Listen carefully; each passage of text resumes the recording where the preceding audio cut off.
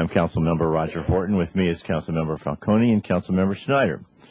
We have two items on the agenda today, the 2008 investment report and a funding allocation from the city's community promotion grants. But first I'll ask if there's any public comment for this meeting. This would be for items not on the agenda. Is there any public comment?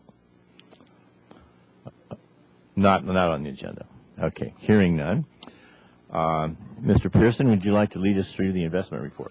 Thank you, Mr. Chair, members of the committee. Bob Pearson, Finance Director. And as you mentioned, Mr. Chair, this is the investment report, the monthly investment report for the month ended June 30, 2008, which also, as you know, happens to be the fiscal year end.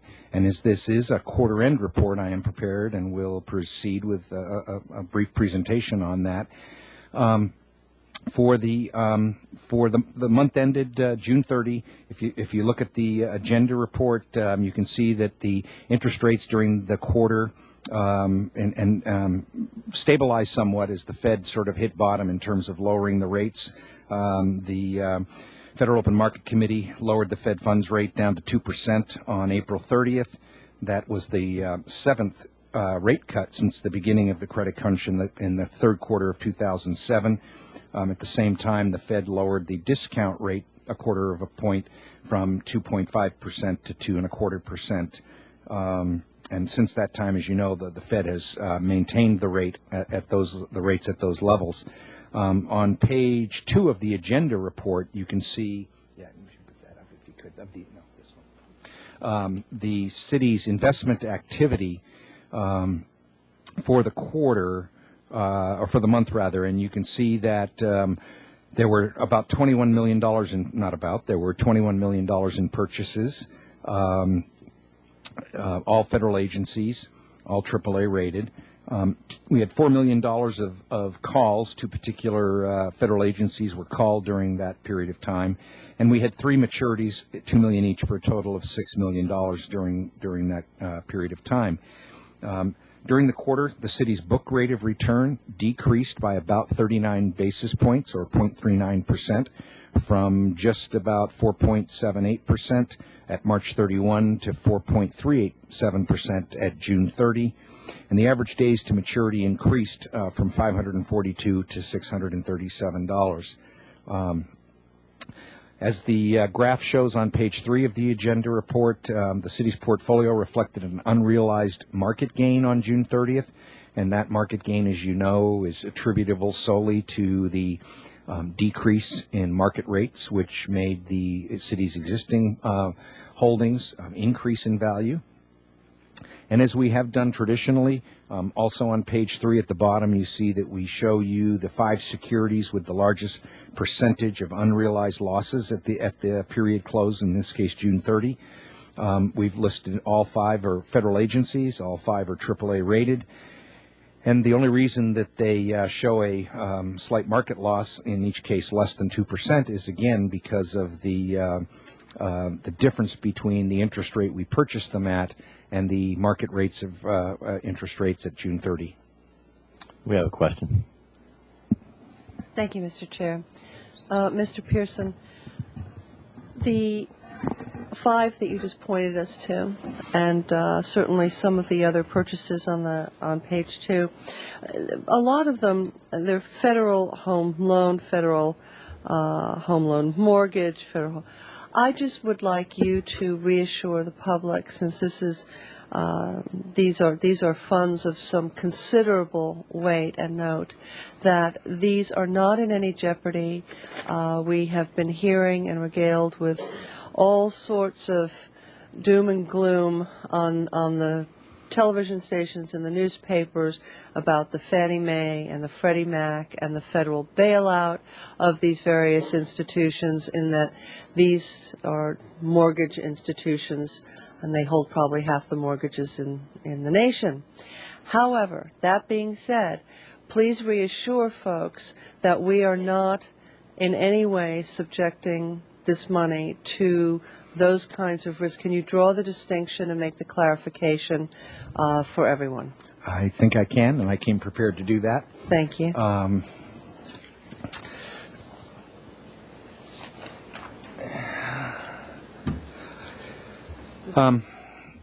Yeah, as you know, committee members, there's been a lot of news of late about Fannie Mae and Freddie Mac, and collectively referred to sometimes as GSEs, or government-sponsored enterprises, kind of a unique hybrid of a private sector stockholder-owned company, but that basically is a federally chartered institution as well.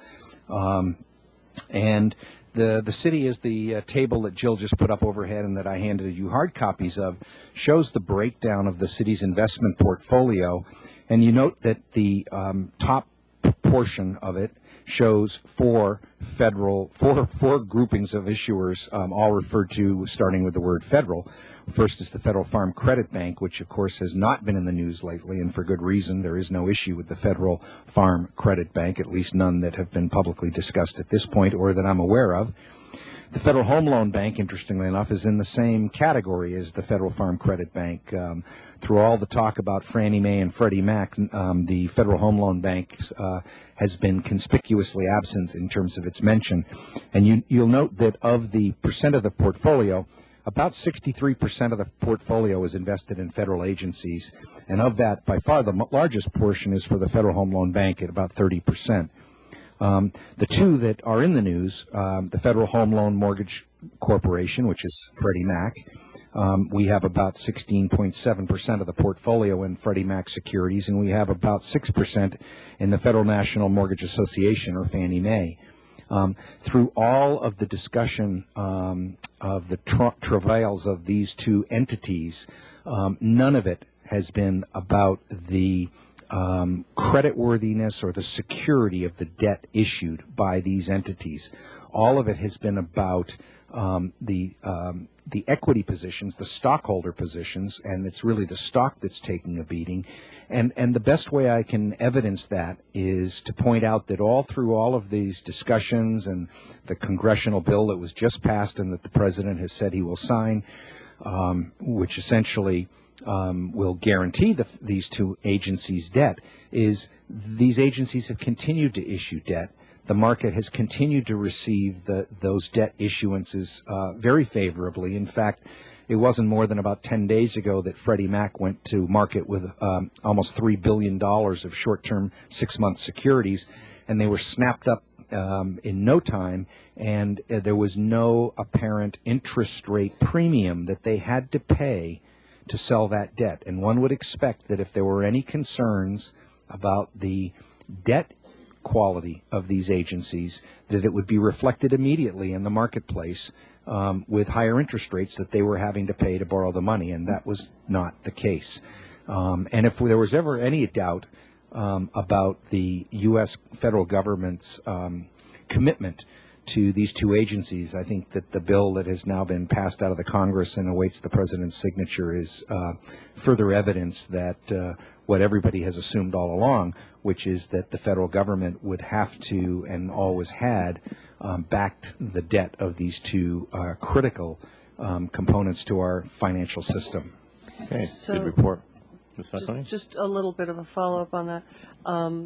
So the fact that we do have some Freddie Mac and Fannie Mae in our portfolio, we're not in a stock position. We're not in an equity position. We are holding different instruments within those organizations whose debt or whose security has never been questioned as a part of what is going on with Freddie Mac and Fannie Mae. So although the names may appear, and there may be, a 22% holding, it's a different instrument. It's not an equity or stock position. Is that a fair statement? That is, absolutely. Okay. We own the bonds that they have sold, There you but go. not stock.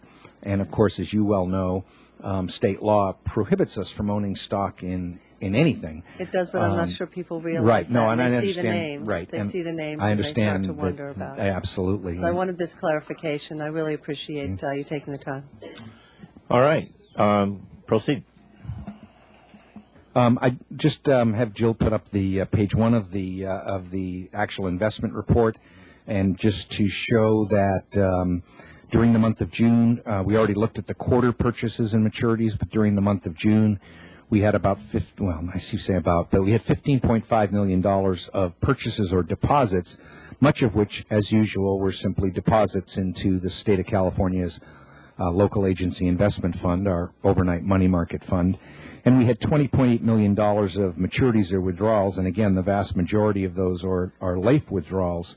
You can see that during the month we really had two maturities, a Federal Home Loan Bank for $2 million and a Federal Home Loan Mortgage Corporation, or Freddie Mac, for $2 million.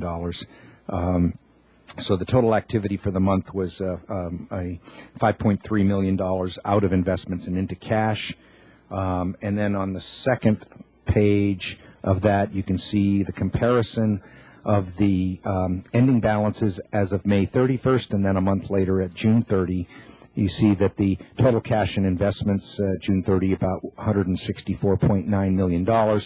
As I mentioned, yield to maturity of about 4.39%, and an average days to maturity of 637 days. We did end the June 30, as we try to at the end of a fiscal year, with a fairly hefty LAIF balance of $34.7 million. That is actually down slightly from May.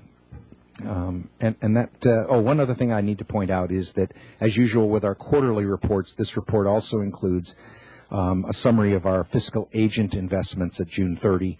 That's the last page of the report, and as you may recall, these are separate investments because they are held on behalf of the city by fiscal agent banks, and these represent primarily bond funds, either bond reserve funds or bond construction funds awaiting to be spent. I have another question. Sure. I am. Thank you. I just wanted to mention that the average days to maturity moving from 574 to 637 is a pretty significant change there month to month. It is.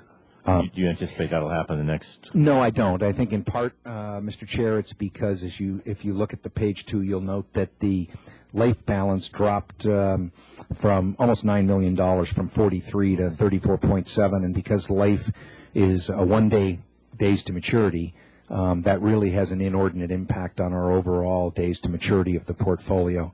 Okay. Ms. Schneider. Thank you. I guess my question is more looking in the next few months ahead. There's been some significant proposals rambling around in Sacramento about their budget and how it might affect our budget and our investments in terms of whether Sacramento legislatures want to take or loan, have us loan them money from our general fund or take money from our redevelopment agency funds. And I'm wondering if you could tell us what you know so far. And I know they're all proposals and it all depends on how the budget goes through, but what impact that could mean for the city of Santa Barbara, and then also how, if it does impact our investments. Mr. Chair, Councilmember Schneider, I'm also going to make a presentation on this at public comment at today's council meeting, so I think it's important enough that all the other four hear this as well, but I appreciate the question because the state is facing a difficult situation, as they have been for too many years now. They just have continued to not fundamentally resolve their budget situation, continually have patched things together with borrowing money and shifting money and lending money and all sorts of things, except getting to the heart of the matter, which is balancing the budget. As you know, Proposition 1A, which was passed by over 80% of the voters in 2004, protects our revenues from what the state had done to us in the past, but it did leave an opening. If the state chooses to avail itself of it, it requires a declaration of a fiscal emergency by the governor, a separate one from the one he's already declared, a separate one specific to Proposition 1A, and then it requires a 2/3 vote of the legislature. Doing that, they can then take about 8% of the property tax, non-school property tax, from each and every county. And for us, for our general fund, that would be about $2.2 million and probably another $1 million from our redevelopment agency if they take the maximum. We're hearing that they're actively considering that. What you'll hear later today is that the mayor has sent a letter voicing the city's strong opposition to that.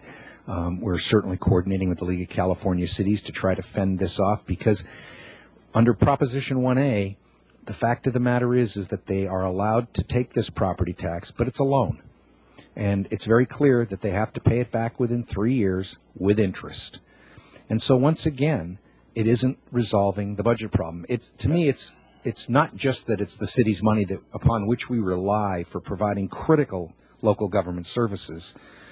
It's more than that. It's the fact that, once again, it shows the state cannot address the fundamental underlying problem to bring back into balance their revenues and expenses. Let me just say that I would not anticipate that it would affect our investment portfolio because, as you see, we have enough cash, and that's not our issue. So I don't think it would affect investments. I'm not even sure that we would consider it or necessary to adjust our budget to reflect it. We would consider it a 3-year loan with interest, and as such, we would probably book it that way and treat it as a one-time thing and not adjust our budget in all likelihood. I mean, obviously, that's the council's decision with Mr. Armstrong's recommendation, but and that's in terms of our general fund, but as I understand, the redevelopment agency that pays for our contributes to our affordable housing and other redevelopment agency capital projects, that $1 million or whatever the number may be could be a grant that we would have, right? Or does that also fall into the loan provisions under Prop 1A? That's unclear because my understanding is Proposition 1A does not apply to redevelopment agencies, and so I have heard the same rumors, which is that with the redevelopment agency, they would just consider taking the money. We're fortunate enough, as you know, when you adopted the redevelopment agency budget for this new fiscal year, we saw the possibility of something like this. And so rather than allocate all of our tax increment for this new year, the agency board, the council, I think had the foresight to say, no, we better wait and see how this dust settles. So we would have the money to adjust for that or to accommodate that. We don't want it, obviously, but it would not require us, at least in the magnitude that we're hearing them talk, would not require us to go back and take money away from existing appropriations and allocations. Thank you. I think it's important that we just stay on top of what's going on. I appreciate the explanation. Ms. Falcone. Thank you. On that subject, I was going to wait until your presentation. I just came back from 3 days at the League of California Cities Board of Directors, where this was one of the major topics. And the latest is that we're not hearing anything currently about redevelopment agency takeaways. However, it's out there because 1A, redevelopment agency takeaway, does not trigger the 1A borrowing clause. And so the conversation up at the Board of Directors and the strategy is with Mr. Pearson and a little bit from me. I've invited Dave Mullinex to come as well to talk to the entire council this afternoon at the beginning to tell us exactly what the strategy is going to be for dealing with the legislature on this particular issue. And we're going to be rolling out a statewide, very aggressive campaign on not borrowing the money from the cities, from the local governments. And you'll hear a lot more about that. At this point, we don't really know exactly what it means to individual jurisdictions because the legislature, if they decide to do some sort of borrowing pursuant to 1A, there are about 8 or 10 different combinations of ways that they can calculate it. And so to say that it would be, X amount of money or 8%, is 8% only, but it may or may not include some of the various different other pots of money that they have borrowed from us and can borrow from us into the future. So it's a very complicated set of equations that we don't really know what the various different factors are going to be yet. The bottom line is that we as local jurisdictions do not want them borrowing anything. We don't care if it's 10 million, a billion statewide, $1 million for jurisdictions, or $1. We don't want them borrowing anything. They need to balance their own budget. So you'll hear a lot more about that. It's a very aggressive statewide campaign. And yes, the mayor has sent a letter on behalf of the city of Santa Barbara. We're looking to pass a resolution, hopefully next week, on our agenda. And there's a lot more to come. So this is going to be a very aggressive campaign. And we'll talk more about it up at the council in a little bit. But as far as the financiers for us at this moment, we really don't know. Okay, is that all you have on this topic? Is there a motion? I'll move this item to the consent Is there a calendar. second? All those in favor say aye. Aye. Aye. Motion carries. Okay, let's move on now to the second item today, which is the funding allocation of the city's community promotion grant. And I see Jenny Brush here, and I guess we'll let you take over at this point.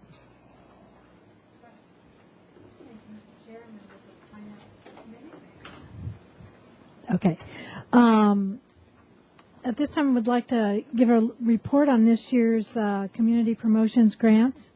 For the fiscal year of 2009, the council authorized funds to the Santa Barbara County Arts Commission to provide community arts, organizational development, and community events and festivals grants, and for staffing to the City Arts Advisory, the Visual Arts in Public Places, or as we fondly refer to as VAP, and the Events and Festivals Committee. These grants support the city arts organizations and community promotion and continue to develop the downtown cultural arts district and other special projects. Funds also provide technical assistance to artists, arts organizations, and cultural promotion groups. Last year at this time at the Finance Committee, several issues were raised and recommendations were given to the City Arts Advisory staff to follow up and give a follow-up report to the Finance Committee before the end of the year, which we did do.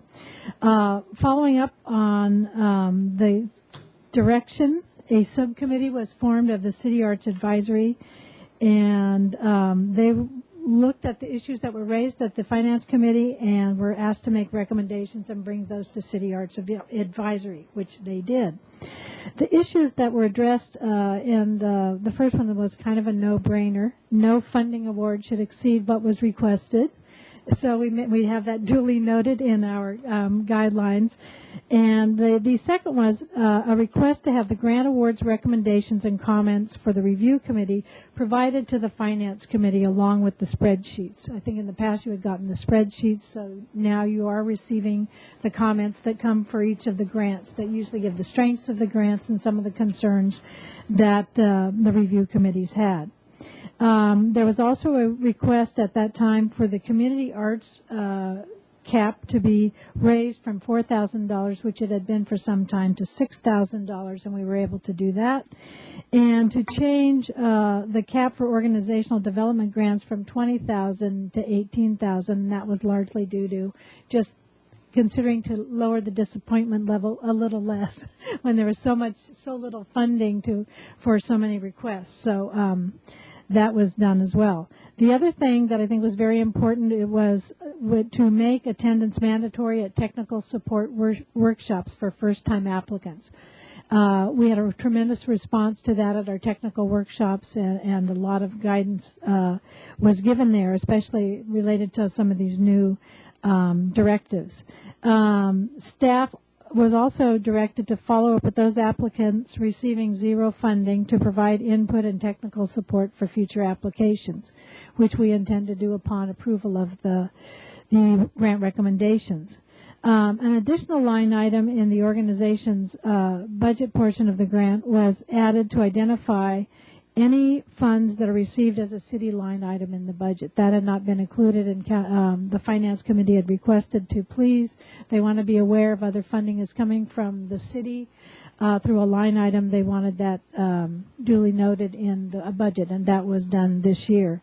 The ad hoc review committee recommended that organizations with line item status could only apply if the request was for a program, event, or project not linked to the program for which they are receiving the line item. And I can give some more specific information on that.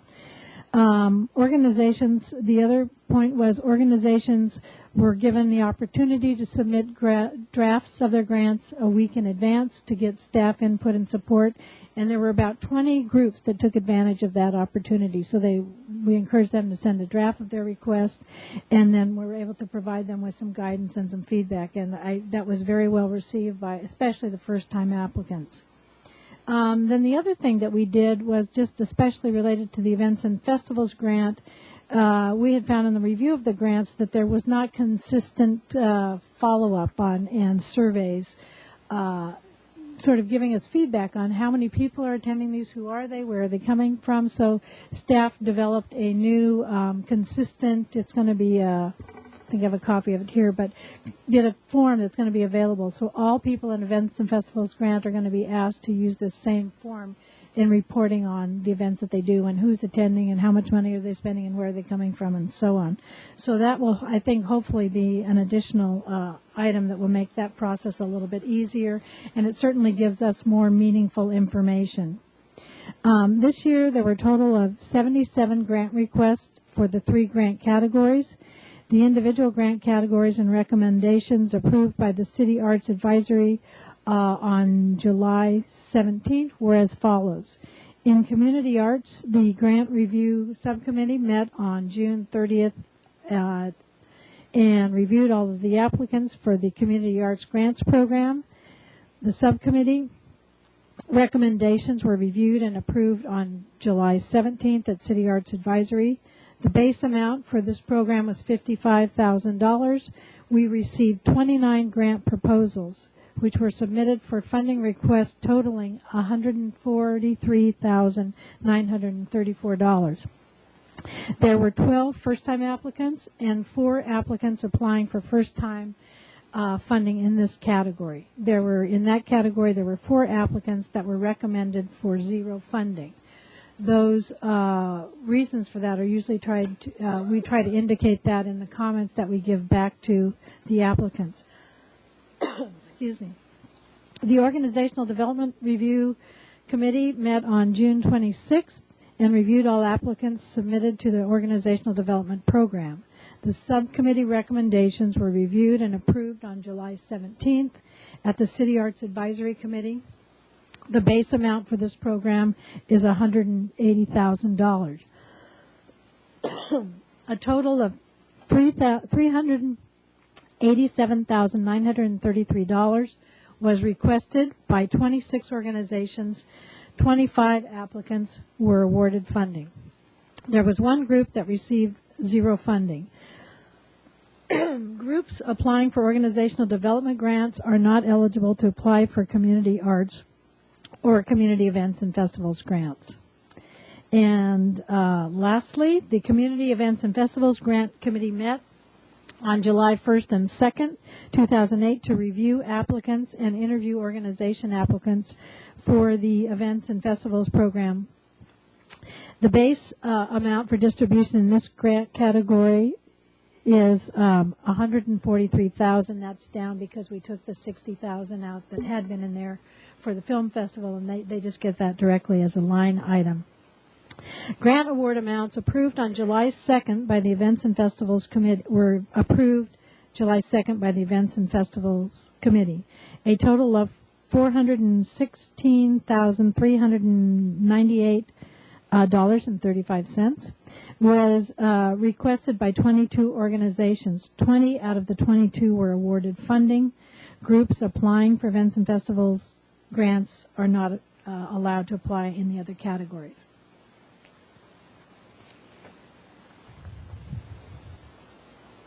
Okay, well, thank you. Do you have further comments to make at this point? I know that we continue. I still feel we need clarification on the issue of if you get a line item in the budget. I think that the staff tried to define that. Not staff, but the ad hoc committee really came up with their recommendation for this, that they felt it was appropriate if an organization was applying for something that was clearly not directly linked to their line item. Okay. I'm going to go to public comment. Is there any question from the committee before we go to public comment? Okay. Well, then let's take public comment. And let's see, what microphone shall they use? This one down here in the end. We didn't take forms today, so come up in whatever order you choose to. And then just tell us who you are, what you represent, and take it away.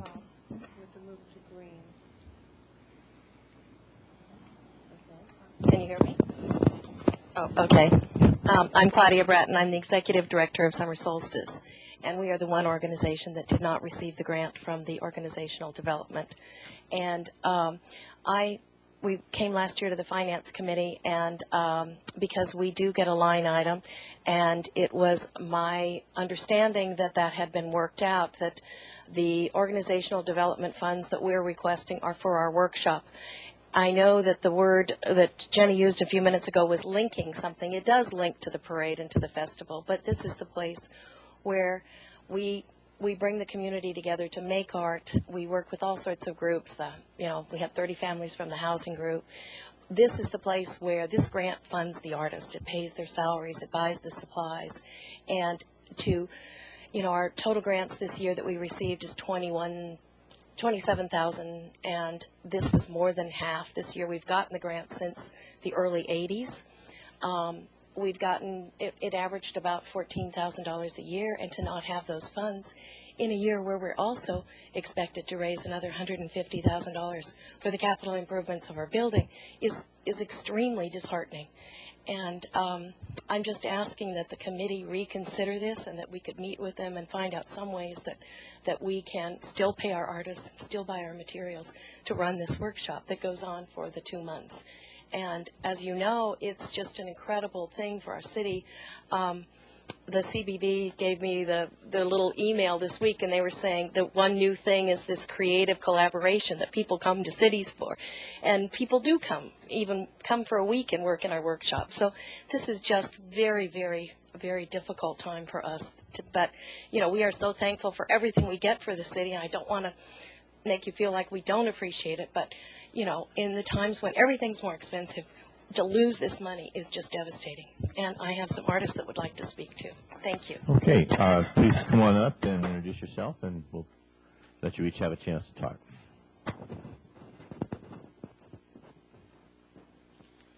Is it on here? Okay. So my name is Ricardo Morrison. I've been the artistic director for the Solstice Parade for the past 5 years. So first, I think I'm swimming in all of these numbers that have come up. So I can see, and I didn't know what a difficult job it is to balance all of those things. So I'm here to just give you like a human face as to where the money has gone. It's gone to pay for the variety of artists that we have who create the space possible for a lot of different people to find different ways of expression. So we hire quite a variety of different kinds of artists, and paying for those salaries and, of course, materials. But the materials are really nothing without the people who inspire the people to make something. And that includes children, people of different physical abilities. And what I'd like to put in is, because a lot of those groups get a lot of attention, but actually adults. Regular adults who come to the workshop, who've been having some problem with feeling not creative, and again, having a variety of artists, some of them are sitting in this room, we can inspire them from different directions. Maybe one will work for one other and not work for somebody else. And the same thing for the children to come in. Maybe someone's idea for Egyptian gods attracts them, whereas a spinning sun does not. So I guess I'm just here again to plead that we have some way to refine that funding specifically for those artists, because it also supports them, because it also inspires the artist working with different populations. Okay. Thank you, Ricardo. So another person would like to speak?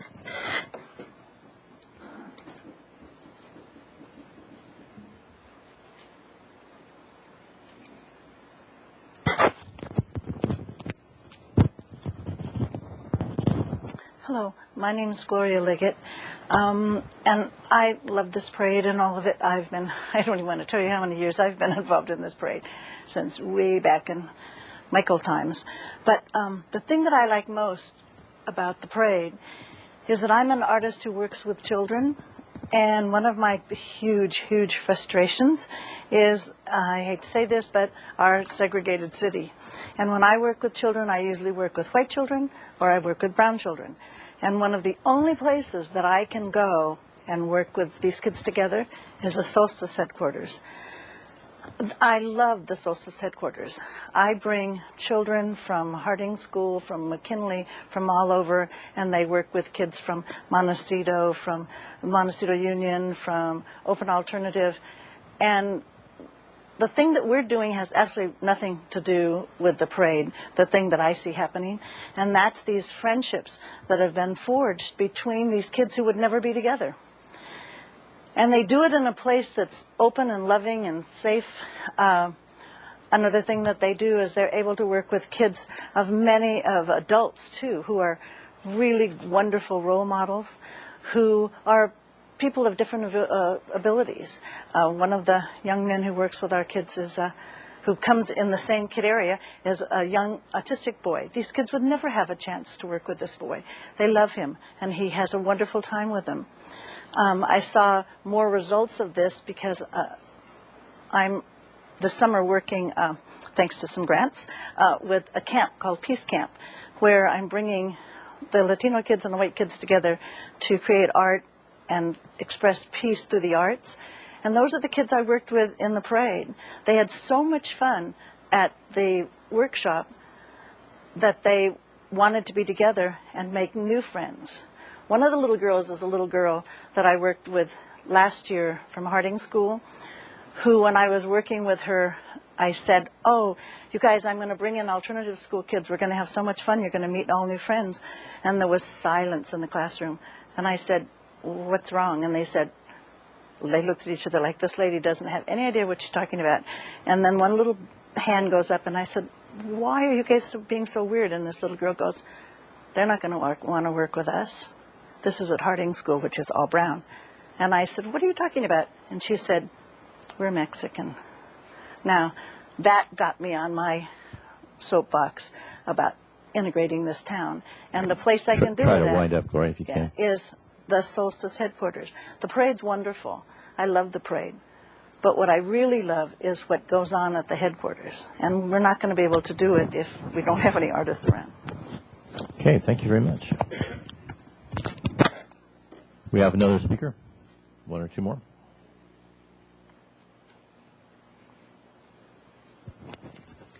My name is Ann Chevrafis, and I'm an artist in residence. I have been for the last 2 years with Summer Solstice in the workshop.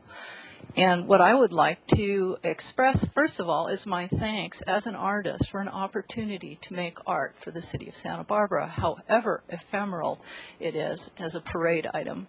But the other thing that's so wonderful about working in the workshop is the number of adults who come in who have never used tools, who get an opportunity to use tools for the first time, which becomes something they can go home, take home with them, and learn to apply in their own lives. This is wonderful. And also for them to get a chance to discover that they have the ability to create a piece of art. For that, I don't think I can give enough thanks, and I would really like to see that. I'd like to see all of your faces down there making something that you can take home and say, "I made this, I'm a creative person," because we all have this in us. And Well, I play the horn. I'd rather do that than... well, I played bass also. Let's get together at the workshop. So again, I'd like to thank you, and I hope we can find a way to get some funding for the artists in residence, because this is, for most part, it doesn't pay our, it's not a living. What it does is it gives us an opportunity to pass this along to other people who in turn may someday be artists in residence. Thank you. Thank you, Ann. One more speaker? Good afternoon. My name is Robbie Robbins, and I am not an artist. I'm on the board of directors for Solstice, newly joined them this past year. I am a new resident to Santa Barbara and loving it here. Been here for 2 years and have luckily stumbled upon Solstice through my job at the Independent. Found out that we were not participating and supporting Solstice in the way I thought we should, so I investigated and now pretty much have the bug. I have a giant pink poodle in my garage that I'm very proud of, that I wore at my first Solstice. I built one of the biggest monstrosities of a building that I think could ever roll down State Street. Like, very interesting. So my point being, Your funding allowed that environment, as we are speaking of, where we could all meet and get to know each other. If we all had been disbanded into different groups, making our floats, making our costumes, I wouldn't know Anne as well as I do, and count her as a friend, invite her to my wedding. I just think that if that opportunity goes away, it'll be a sad day for Solstice and for Santa Barbara. And I know that funds are hard to come by, and there's a lot of people with open hands and good hearts and needs. I just have seen this in action, and I encourage you to, if at all possible, rethink this. Some funds, allocate something instead of it all going away, if nothing else, and help them out from a person in the community as well as a board member. Thank you. Thank you, Robbie. Okay, is there any further public comment? Seeing none, it's back to the committee or back to Jenny. I was just going to give a little bit of insight in terms of the process and of the review committee and their concerns. They are obviously, after this discussion of the line item and that people shouldn't be applying, if they're getting a line item, if they are applying, that it needs to be for something different than what they're getting the line item for. In the case of Solstice, it's challenging. It was the feeling of those reviewing the committee. Absolutely, there was 100% support for Solstice as an organization and no doubt of what it adds to the community. The concern was that in the grant, the way it was presented and articulated, there was not a clear, distinct description of what this project would be separate from Solstice. And I know that's a gray area. It's kind of hard to do that. But the kind of things that we're talking about here and that you just heard about is about, to me, it's about the community arts workshop space and what a model that could be for the city. And that seems to me that there's a way to write that grant in a model. And actually, in the letter that we received, I think it articulates, 1, we do this, 2, we do that. And I think if the grant would have been articulated more specifically like that, I think it would have been, and really target how it influences the community and how it makes the community arts workshop space a model for how communities can have this interaction with artists, which I think that's what we want to happen at the community arts workshop space. Was there attendance from them at a meeting, and was there feedback that the material presented didn't seem to clarify the point? This is what I'm not sure about. I'm not sure what you're at.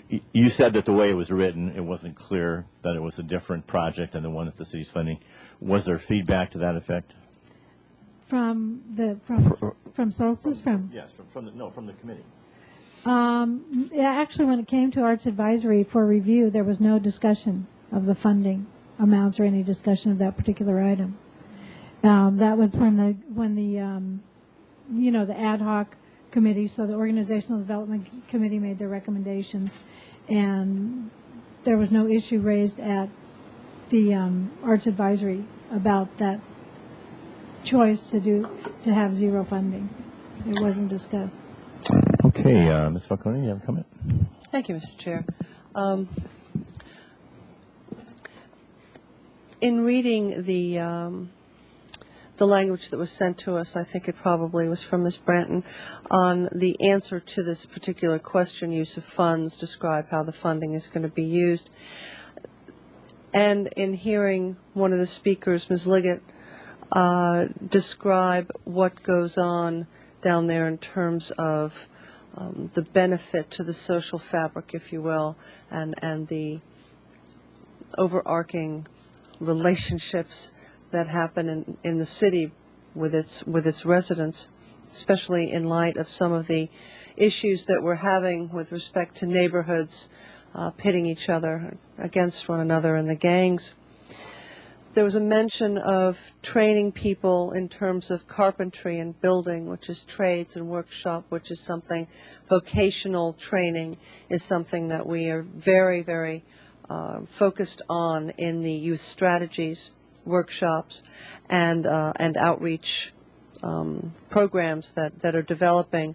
Also, outreach to the underserved, focusing special focus on youth, all seems to fit within the model of the community arts workshop that you were alluding to, and that it's entirely feasible, if not obvious, that what happens on the ground, although at the workshops, And in that space, although, yes, of course, the resulting product is stuff you will see in the parade, their floats and their masks and their thises and their that's, but it's a different function.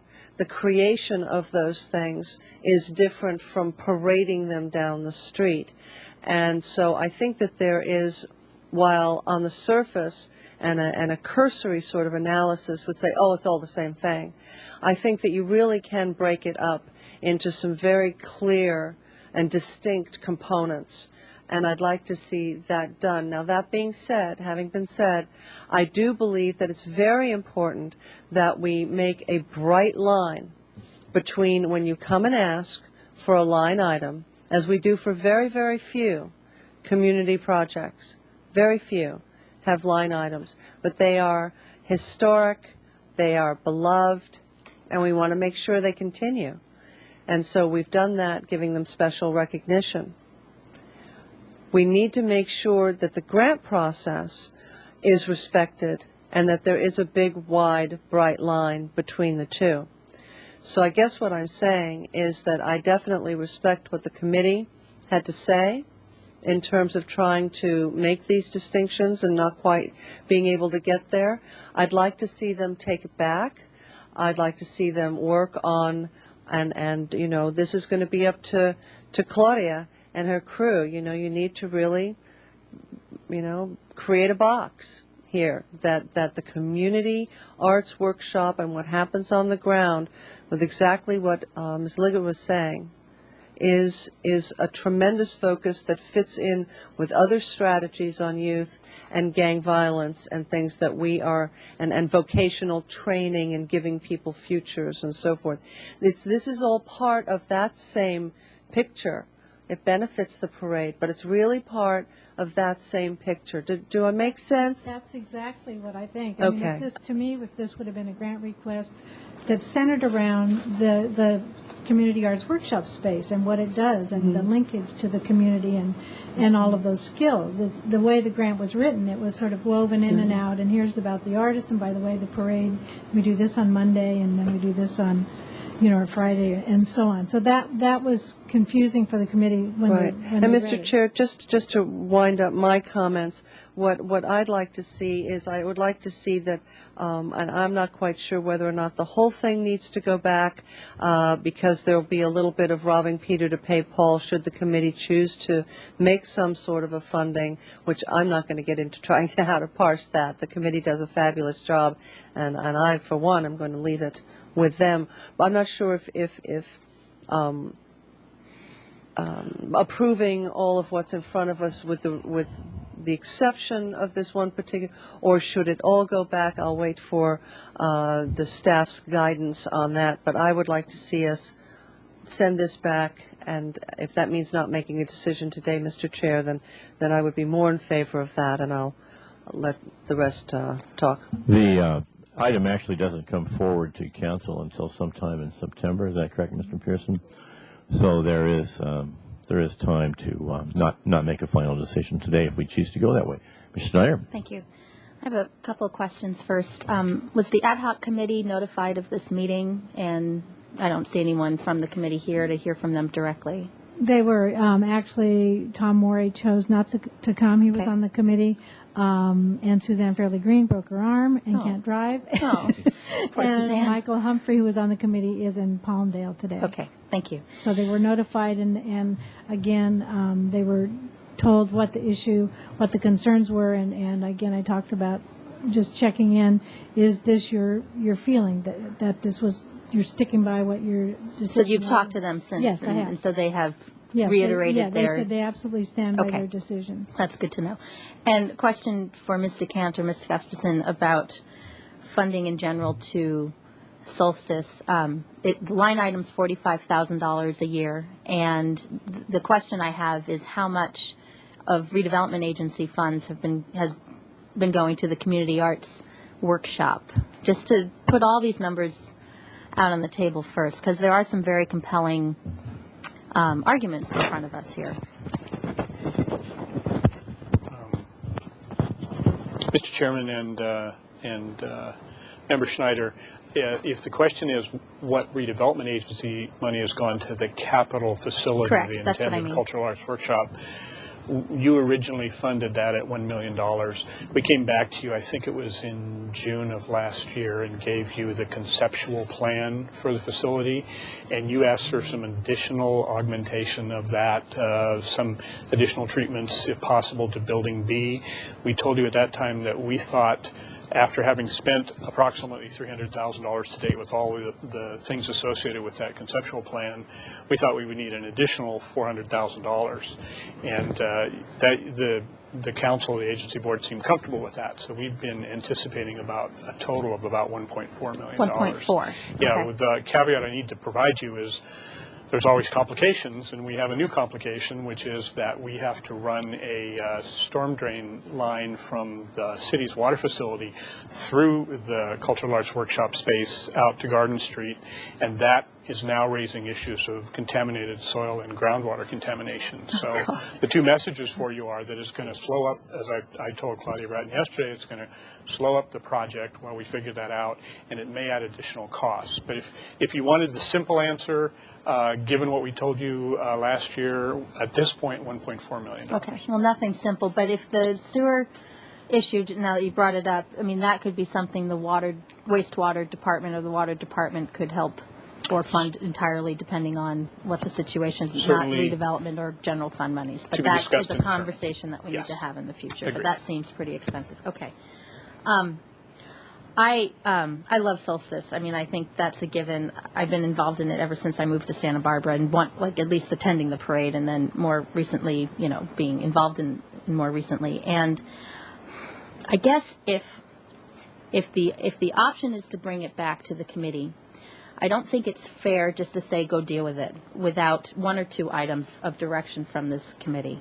And one is what kind of direction you're going to give in terms of taking money away from the other organizational development grants that are recommended here.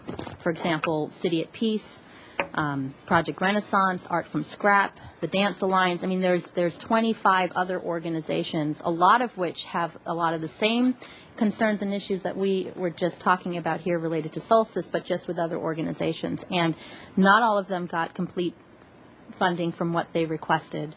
And I think if this committee or wanted to send something back to the ad hoc committee, they need direction from us about who else they're going to cut.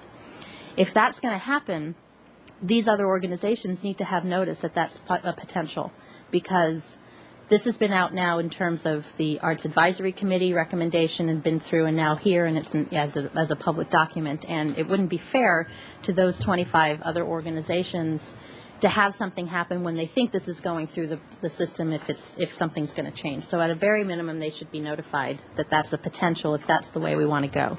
The other way to go is to go into reserves, general fund reserves, to fund this. So that means we break the budget in terms of the funding for this particular line item, a few weeks after we just adopted this budget, just to accommodate this issue. I don't like either of those items, and my heart goes out to Solstice and the conversations that, and the testimony that you have. I agree with you that there are major benefits to the Community Arts Workshop. I was one of the council members who pushed for the extra $400,000 for the capital funding. And I think that's important, and I will continue to do so because I see the long-term benefits community-wide. And I don't want this $18,000 grant request to overshadow the commitment the city has to Solstice, because it certainly has that commitment. And if it goes forward as is, I will certainly work with you in my own time to try to, meet that shortfall if it goes in that direction. So I will give you that pledge now. But I got to say, just in terms of fairness and in terms of being fair to the other organizations, in terms of being fiscally responsible, as much as I want to just wave a wand and make this issue go away, I don't like being in this position. I don't think it is the best long-term strategy for the Finance Committee to recommend these other options that are in front of us. And it does break my heart to say that, because I want to give Solstice everything I can. I just trying to look at the bigger picture here and trying to figure out what's fair. I do want to just, for people listening, you heard a lot of numbers, as was mentioned. all three categories, there was approximately $948,000 that was asked for of the city, and our budget was $378,000.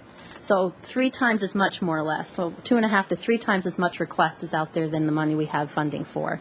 And actually, that's a piece. And then beyond that, through redevelopment agency money, through the line items that were mentioned, through funding the staff positions. I mean, the city does a tremendous amount of work, I think, and give a lot of funding, in particular, to the arts. And I'm very proud of that. And I think, though, for the integrity of the process we have in place, we can't just go back and say, let's just find something when they've been through a very particular process that we talked about in detail last year, in great detail. And I know Solstice was involved in that conversation. So I think there's certainly, and most likely should get funding in the future, as Ms. Falcone was saying, in terms of creating that grant application to really set that bright line between the parade itself and the ongoings and the work within the workshop. But just looking at the bigger picture, I really think we should take their recommendations as they stand at this point. Thank you. Comment, Ms. Falcone? Well, I can wait until after you're finished, Mr. Chair. If you'd like to go first, I just have a couple extra comments. Well, in looking at the allocations, some I've increased, of course, and there's 1 or 2 in here that have not been on the list before. But I don't wish to get involved in reallocating money. I don't think that's the role of our committee. We do have ample time if there's an appeal from Solstice back to your committee to have another look at it here in finance, because we do have a month and a half or so before this has to come before council. And I think that would be up to the Solstice committee and the grant committee. And I guess that's where I am on it. Well, Mr. Chair, I appreciate those comments very much. I think that there is an opportunity here for more work to be done. And nothing is final until it's final. And so these numbers, although they do appear, are not final. There is no guarantee, and they are merely recommendations at this moment. And I think that because the whole issue of line items is new, particularly for this organization, and that this money through this process has been so historic and counted on, that it comes as I think a needless blow and shock that could be, I think it could be worked out. And I think that the committee, in its infinite and ultimate wisdom in how to parse these issues, has the experience that we certainly don't in how to value and decide what of a certain request should be funded and what should not, what's superfluous, what's necessary, so forth. There are a number of organizations on here that have never appeared before. Some are getting exactly what they requested, which is unusual as well. So I think that in that, as Mr. Chair wisely said, we do have time, and there is an opportunity to be more specific about the difference that this grant would serve than the line item would serve. And so, as I said, that process is relatively new, and working out the kinks between the two for an organization that gets both, and there are several that get line items. Solstice isn't the only one. They also would be in a similar position, maybe not with these grants, but certainly with other requests for monies. And I think defining this a little bit better, we could benefit from the time. So I would like to not accept the recommendation of staff in that it recommends that we forward these recommendations, repeat recommendations, to council for approval. I would like to see it go back And I understand the committee's work, but if there's a way to focus really on the community arts workshop piece that the artists and whoever else benefits from these funds really get to apply themselves toward, working with the youth in particular. I'd like to see this developed as opposed to just sort of, well, we have to go with this. Well, we don't. I think there's an opportunity to build yet another piece of the cog for the youth strategies in this community, and I'd like to see us take advantage of that. I think the importance of that overrides some of the other, weighty considerations here. So that's what I would recommend. First off, there are 3 different categories, and this issue is only under the organizational development. I think we could easily recommend or forward the recommendations under community arts and the community events and festivals. This has nothing to do with this particular grant application. I still think it's not fair to the ad hoc committee that if we send this back to them, there's no direction as to which organization should not get funding. And I think if that's what's going to go forward for them to relook at it, they need some direction from this committee. Let me ask a question, Mr. Chair. Please. And that has to do with the various categories that Ms. Schneider just mentioned. The grant monies in its entirety, are they parsed out into 3 different categories? So in other words, Yes. the monies that are going for the community arts would not ever be commingled with the money that's going for organizational development. No. In that case, I have no problem going forward with the other 2 sections as long as that is not the case, and it still gives the committee the freedom to be able to do some work within the one category if they choose. Now, the other thing is we're all free to give direction, and you can pick out whatever organizations you like. I choose not to do that. I think that's the business of the committee. That we want more work to be done on this. I will say to the committee, though, that if the monies that have been parsed out for organizational development grants is absolutely where they want to stand, but that they can bring themselves to say that the Solstice rewritten grant application has merit and has standing, then I think at that point we as a committee are faced with some interesting questions, some of which Ms. Schneider alluded to a little earlier. But I would like them to be able to have the opportunity to value the reworked grant application in light of the direction that we are giving and the priorities that we are talking about, and see if they can value that. And if they can work it out with the monies they have, great. If they can't, then I think they send it back here where we then have the joy of making the difficult decisions. Well, I think we can table that portion of the item today and do as Ms. Schneider said and go ahead and approve the other 2. I don't see any problem with that. Yeah, just let me finish first. I want to make, before we Yeah, leave this meeting- I as chairman of finance, I'm just not in a position to in any way recommend to council that we go outside of this recommendation to support any kind of a request from this committee. Just can't do it. The unknowns that we started this meeting talking about are looming before us. The state is in a terrible position. Our revenues aren't what they ought to be. There's no way that I could possibly justify going into another fund source for this. So it has to be, from my standpoint, it has to be worked out in this allocation here. Now, how it's worked out, and if that could be, if we can make adjustments between now and September when it comes back, that's perfectly fine with me. But I do agree that we need to go ahead and approve the other 2 so people can begin their planning. So, Can Ms. I Schneider. move then that we forward the recommendations under the community arts and the community events and festivals to council as presented? Is there a second? Second. Okay. Further discussion on that one? I would just like several things that I wanted to mention. One is I think some of this problem and this confusion would have been solved by attendance at a technical workshop, because we talked about this issue of if you're a line item and how to distinctively, that you could make a request, but it needed to be very specifically different and articulated. And it's unfortunate that that didn't happen. And I don't know whether we should consider making attendance at technical workshops mandatory or what, but that would be one issue that this kind of confusion might be eliminated. I'm sure it won't happen again.